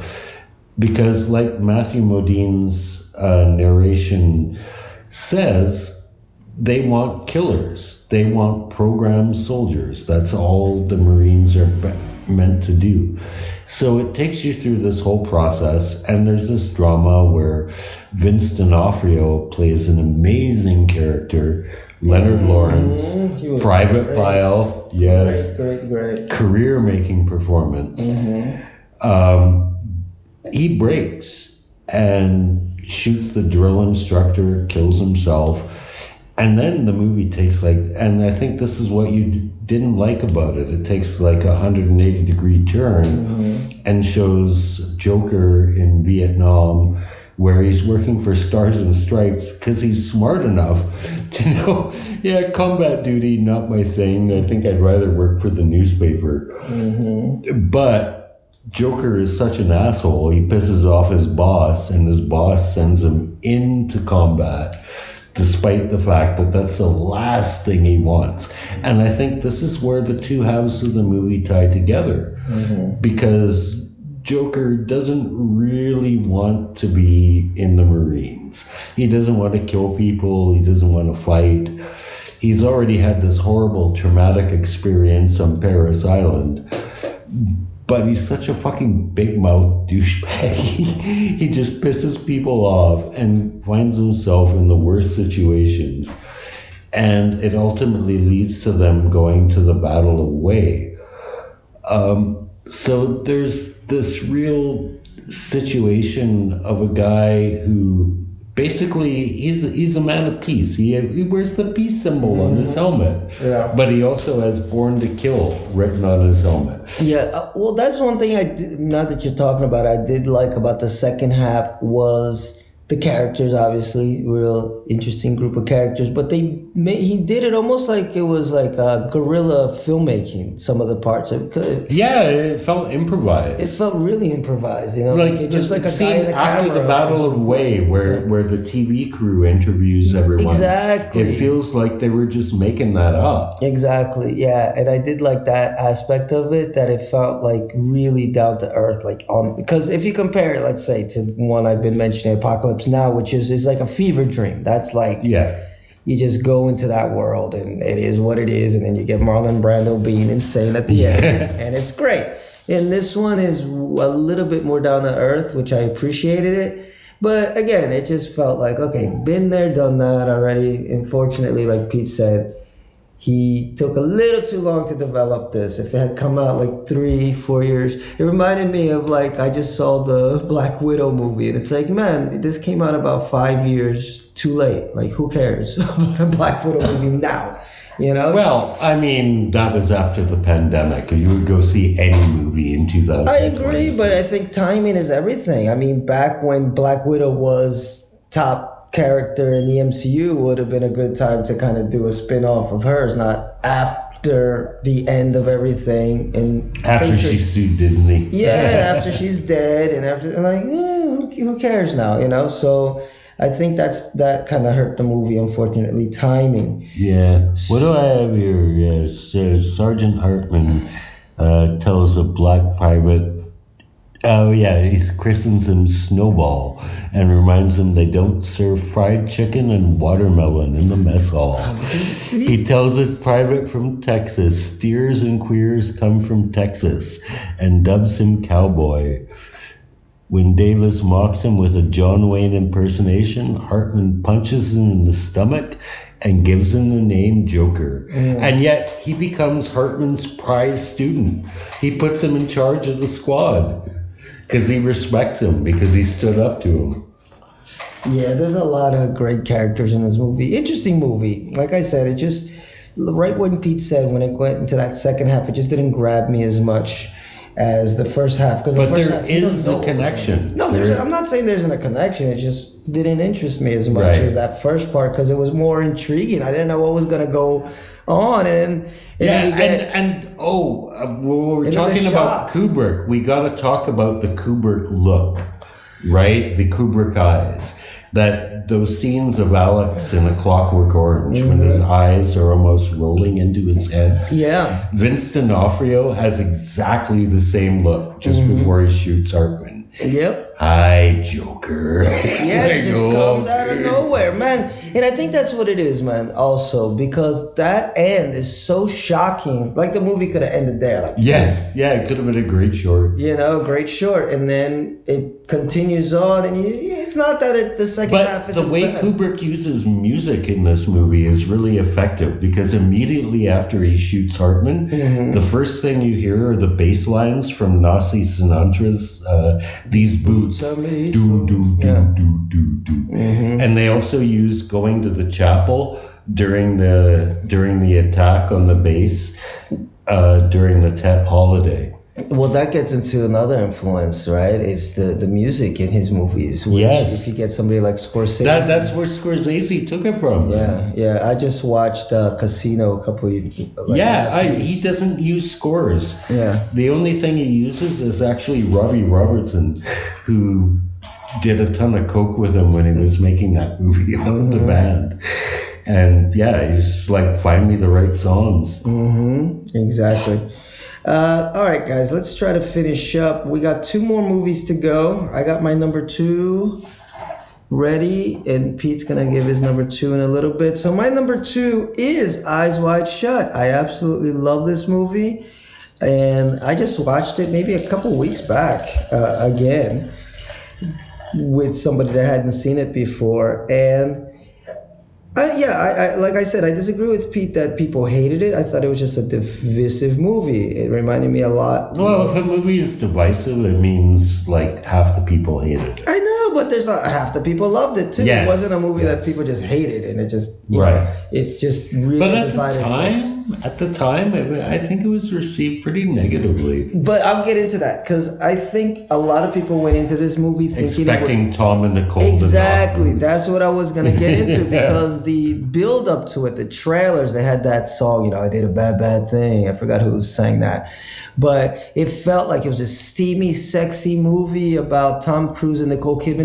Not the first time on screen. They did 2 other movies before this, but it was them really being sexy and steamy and possibly having a sex scene together. Like there were so many rumors building up to this it movie. was Tom Cruise trying to get laid. Yeah. Well, no, I'm talking about him and Nicole. Like that was the thing, that they were trying to sell in this movie. And then when people went to see it, I remember because I saw this movie twice in the theater. And the first time I loved it because I went to see it in this But didn't you go see it with your family? I'm about to get to that. Yeah, because the first time I saw it was in this artsy theater called the Ritz Theater in Philly. So you could hear a pin drop in that theater. And I was keyed into that movie. I'm pretty sure I went with my best friend, Dan, who was my movie buddy at the time.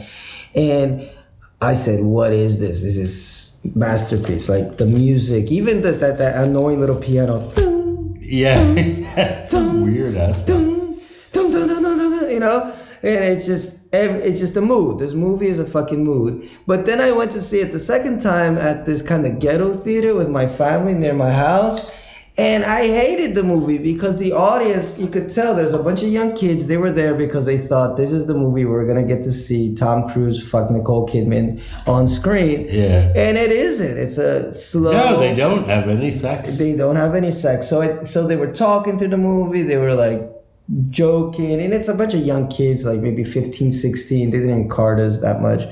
So when you get to the orgy scene, all these little giggles, and then I'm there with my mom, like, and I'm like, oh my God. So it was horrible. It was a horrible experience. So then I watched it again when I came to Brazil, like 10 years later. I was like, now I know why I love this movie. And what I love about it is just the maturity of it. Because even when you look at it on the Tom Cruise, Nicole Kidman level, somebody made a good assessment of this. Like they did 3 films together. The first one I think is Days of Thunder, where it kind of embodies the beginning of their relationship in real life, where they're just this hot young couple who just like throwing themselves at each other in all of this. And then you have that second movie, which I forgot the name, which is like a period drama. I don't remember, but I remember the quote, "We're not in Ireland anymore." Yeah, Far and Away, maybe? Yes, that's it. Yeah, that's it. Where it's kind of like a couple in the middle of their relationship. They're solid, but, they're just kind of building their life. And then this one is like a couple at the end. Yeah. And it's funny because their real life relationship was like that. Yeah. Where just like, I think this movie broke them up. It might have, it's just this couple that's just, the fire is gone. And it's not like that Cruz wants to get laid. It's that Nicole Kidman, after smoking some weed, she starts talking about shit, and she happens to mention that she was on this cruise,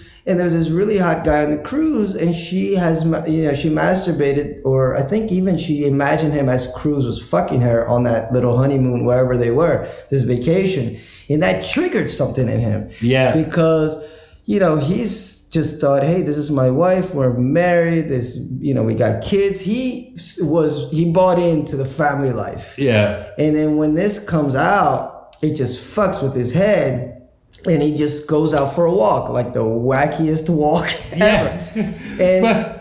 And that's the cool thing about the movie, is that he's given every opportunity to do something. Because remember, before... Yeah, he can't get laid by a prostitute. Yes, there's the prostitute. But I don't think it's like he can't get laid. It's because he just needs to leave the house, and these things are happening to him. And it goes back to that irony. What is the irony of this movie is that in the end, his home life is his real life. Yeah. He wants to escape. Well, he doesn't want to escape, but that other life is calling him, and he's saved by a little bit. Because remember, the prostitute ends up having HIV. Yeah. Right? That he was gonna fuck, and then there's also that bit in the S&M shop with the little daughter. girl, Like, when he tries to give, totally willing to give it to him. Yeah, the dad actually is offering. Out. The dad offers the little girl to him, and then he ends up going to that orgy, which a lot of people think is like sounds so fucked.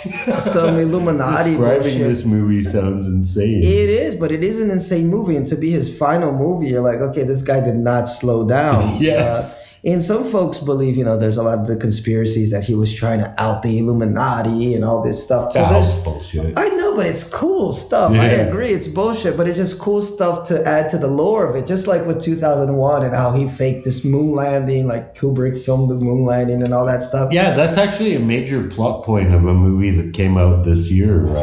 Fly Me to the Moon. Oh, cool. With Scarlett Johansson. Yeah, the director is totally based on Stanley Kubrick. Oh, cool. So there's like a lot going on in this movie, and it's one of those that I think is similar to 2001. You got to be in the right mood for it, because it is slow. It's a slow burn, but man, it's like so enjoyable to watch. Yeah, because it's just this psychology, and I relate to it because I have those times when I'm like, there's dark elements, as we could call them, calling me to go and do something crazy, but then I always end up coming back and realizing, no, but really my life is more like stay at home, have somebody nice next to me so we can watch some movies and chill, and not out partying every single, even though I have that in me, but it's not the real me. Because I relate because, I mean, you know how it is in Sao Paulo. There's temptation everywhere. Yeah. And you could go out and you could spend a ton of money and like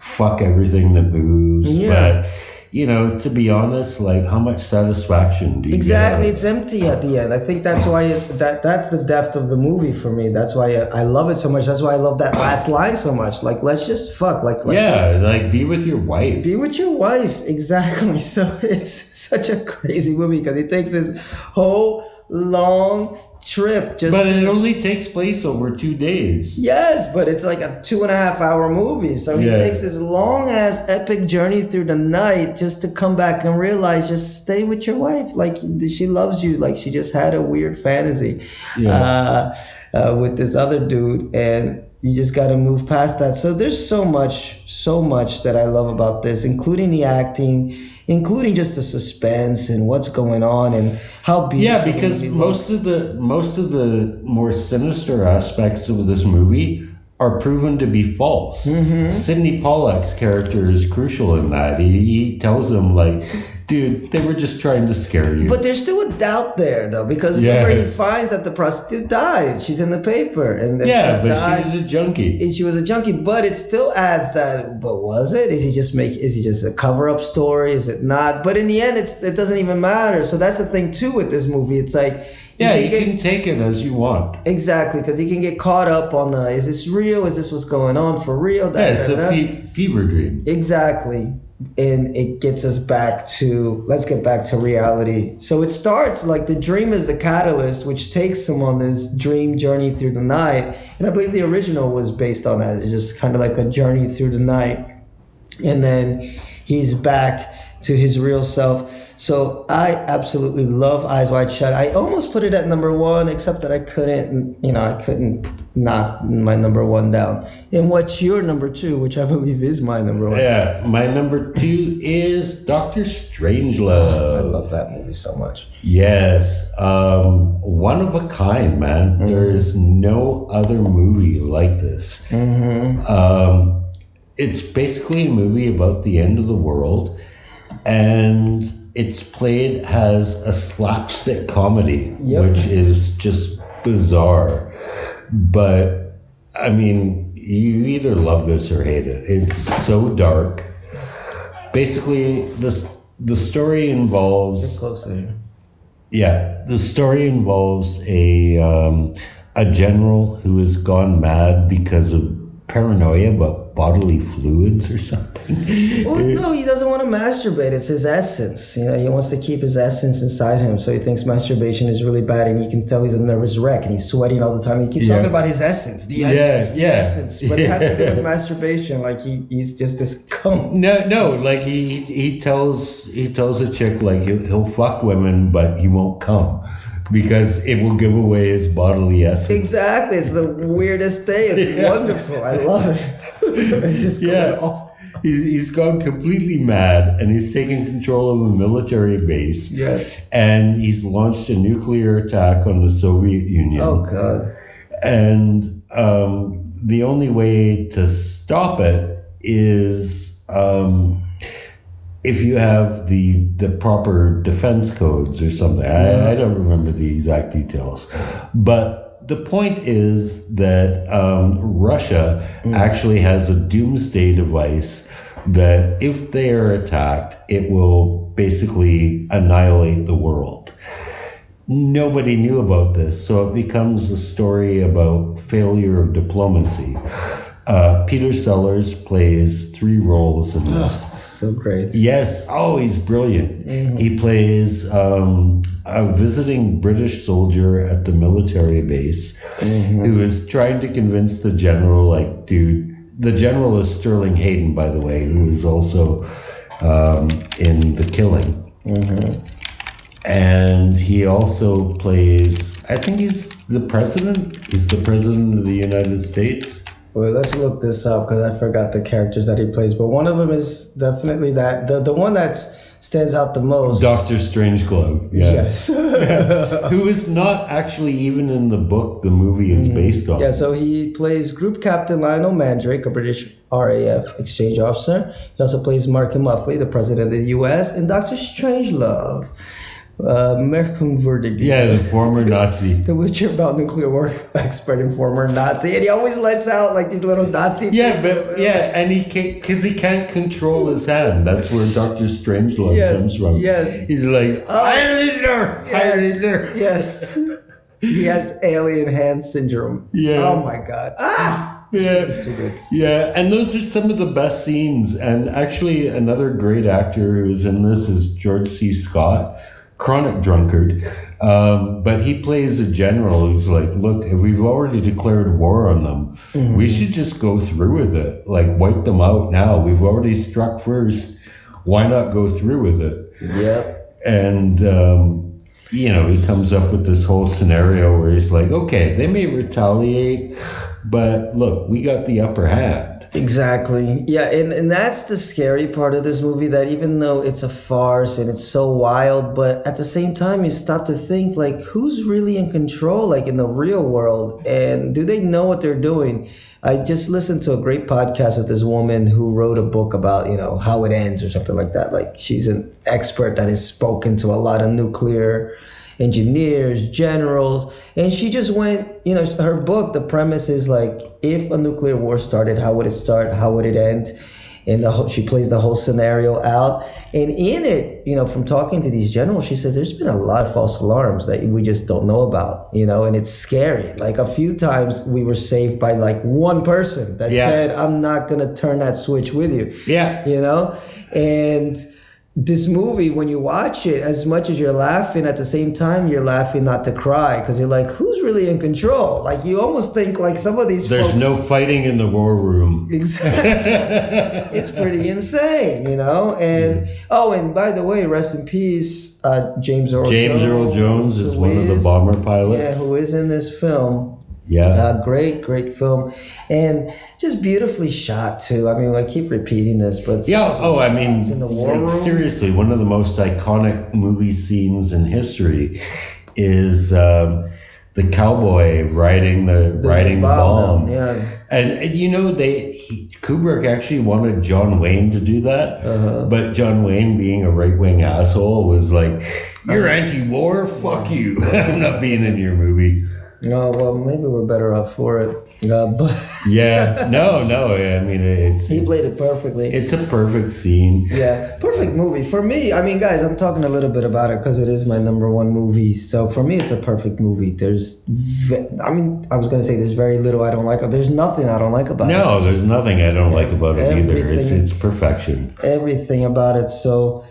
That's no surprise. Doctor Strangelove is up top, and no surprise with Pete's number one. Even though I ranked it kind of low, but I have no hate for him putting it at number one because it deserves it. Which is A Clockwork Orange, and actually, I've seen this movie on the big screen twice, which really helps.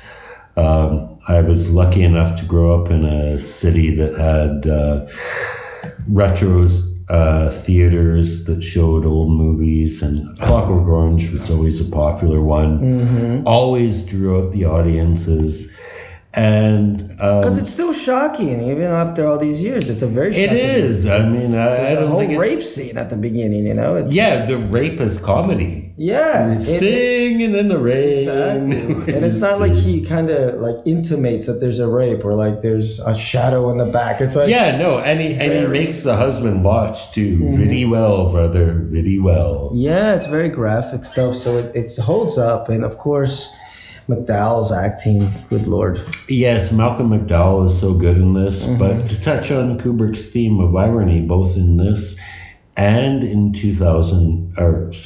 2001, Doctor Strangelove. In Doctor Strangelove, the irony is that the doomsday device is supposed to prevent an apocalypse, and instead it causes one. In A Clockwork Orange, the idea is that the system in place is supposed to rehabilitate Alex, but instead he winds up becoming a victim, but not a sympathetic victim, and then just goes full circle. So there's no real redemption for the character. Everything that is designed to end this nightmarish society that they have going on only perpetuates it. So that's a really fascinating aspect of this. But yeah, I think this movie is one of the best narratives of any movie I've ever seen, because initially it's first act, second act, third act. Okay, so first act is Alex and his buddies are just fucking demented sociopaths. Yes. Who go through like all kinds of torture porn. They beat up old men, they commit burglaries, they rape people, they fight other gangs over who gets to rape people. That's one of the most fucked up scenes. It's like, oh, you're raping this chick? No, we want to rape her, so we're gonna fight you for it. Then he goes through the murder aspect, where we watched the video about this earlier. His parole officer is actually just as much a sadist as he is. Mm-hmm. He wants to control him. And when he fails, it's not that he's mad that he killed a woman. He's mad that it looks bad for him. Mm-hmm. Another one slipped through the cracks. Yep. So then Alex goes through prison, and being like, one thing I love about Malcolm McDowell's portrayal in this is that he is such a perfect sociopath. Like, he gets into the Bible, but he gets into the Bible because the Bible portrays like nasty shit. Yeah. Like, he's beating off to the Bible, basically. But then they find out they have this Ludovico treatment where he can be cured, and he gets out, but in the most ironic situation possible. All of his past sins come back on him, to the point where I don't know if Kubrick is asking you to feel sorry for him, because you don't. I don't think he is. I don't think he is. Yeah, no, he deserves this. Yeah. This is his comeuppance. But it reaches a point where society comes full circle, and you're asked, if a person becomes a better person because they're forced to, is that even valid? Like, I will tell you right now that this is a message I take from this movie. If I could truly make the world a better place, I would rid the world of racial prejudice. I would rid it of religion, because I think these are major social problems. But I would not do that because I don't think you can subvert people's free will and call that genuine social change. Genuine social change has to be voluntary. And this is the message of the movie. Like, you can change people's minds, but if it doesn't come from the heart, it doesn't matter. Yeah, I agree with that. I think what gets me out is that it's still like this nihilistic vision of it, because even if you manage to change into a better person by your free will, if that even exists, but the society is still corrupt. So I think he made a point to show that, hey, the guys that are trying to make this perfect society are just as bad. Yeah. So you're kind of stuck, kind of like a no-win scenario, which is a theme in a lot of his movies. But you mentioned that in the Paths of Glory, where in the end it's like a no-win scenario. Like, okay, Michael Douglas, Kirk Douglas does an honorable thing defending his men, but for what purpose? They're still going to be sent out to die. I just thought the dramatic aspect of that, caught me a little bit more than it did in The Clockwork Orange. Like, I got the idea of it. It's just, I guess I just didn't care at the end, like if he was rehabilitated or not. Society's kind of fucked. And so I like the themes that he brings up, and for the time, very, very, I guess pertinent for the time in the 60s, 70s, where there was a lot of counterculture going on. Right. And it still, can connect with young people today. But even if you ignore the story, just as a director who frames shots brilliantly. It's gorgeous. Some of those shots, one of my favorites is when his droogs turn on him, and he just dumps them all in the canal. Yes. And that great scene where he reaches out to Dim to help him out. Yeah. And he just gives this wicked smile and then slashes him across the wrist. Yes. No, it's very subversive. And I even love the fact that he uses classical music as the gateway drug, because it's a subversion on, like, it's rock and roll. It's the Rolling Stones that are turning kids into gangsters. No, it's Beethoven, and they drink milk, usually. But it's drug-laced milk. It's drug-laced, but still just the idea that it's milk and it's not, marijuana or the obvious, like beer or alcohol. No, it's milk. So he subverts a lot of stuff, and he does it in a way that's classy, and it's not like, oh, that's the obvious choice, of course. No, like, who would have thought classical music is what would drive kids insane? Yeah. So it's pretty funny. Like, that's what I'm saying.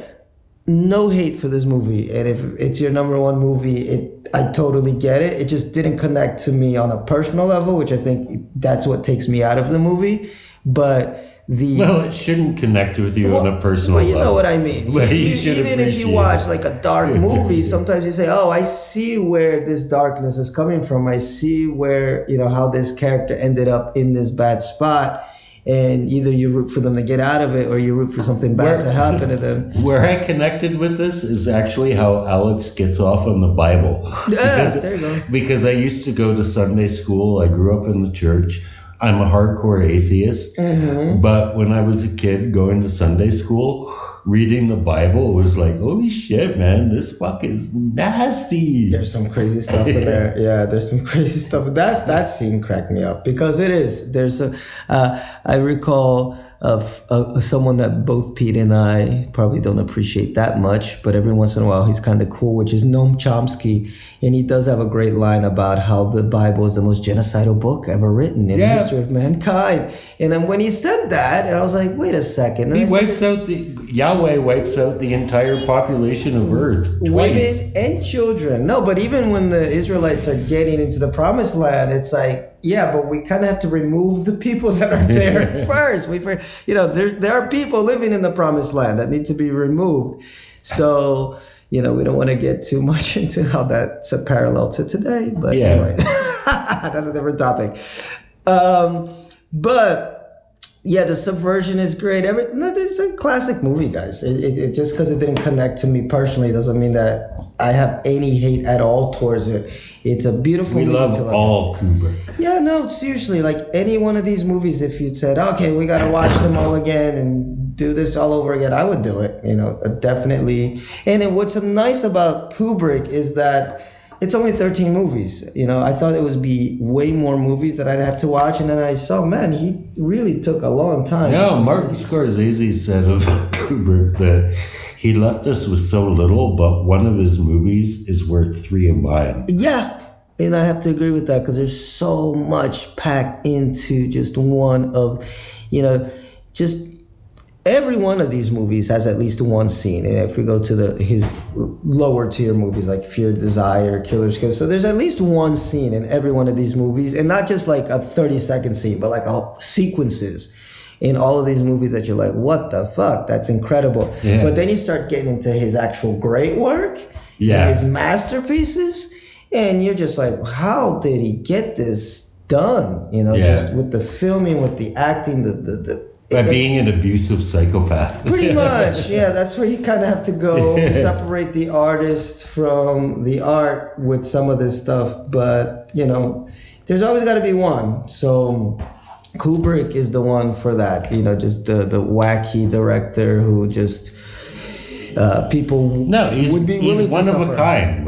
Like there will never be another, at least not in our lifetime. I agree because he becomes one of these kind of what's the word here? Kind of like a foundational director where pretty much anything that comes after has a little bit of Stanley Kubrick. Yeah, there's just some artists that are like that. They're like there's you get the Beatles for example. Like I don't care if you're doing rock, rap, funk, whatever. There's something that the Beatles did that boom you're doing. Or Little Richard, or even Michael Jackson, if you're going a little bit closer to now.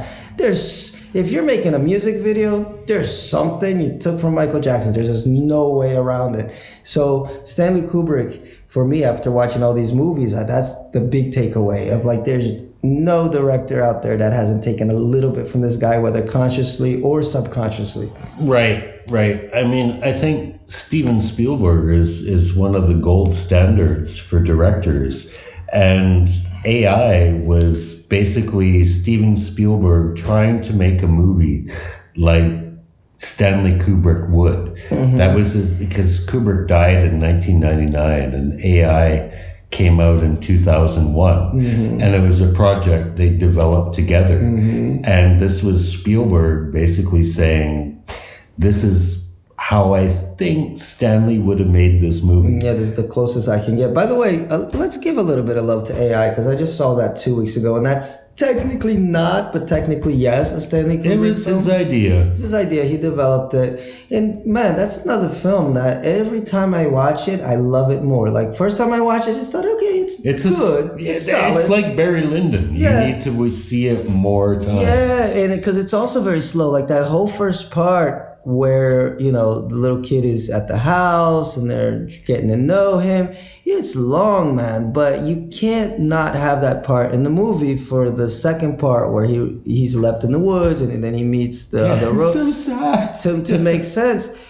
And so this last time I watched it, I just fell in love with it even more. And I will defend the Spielberg ending. I know a lot of people feel that you can kind of feel where that coda is, and that's the Spielberg ending where the aliens arrive 1,000 years in the future. Yeah.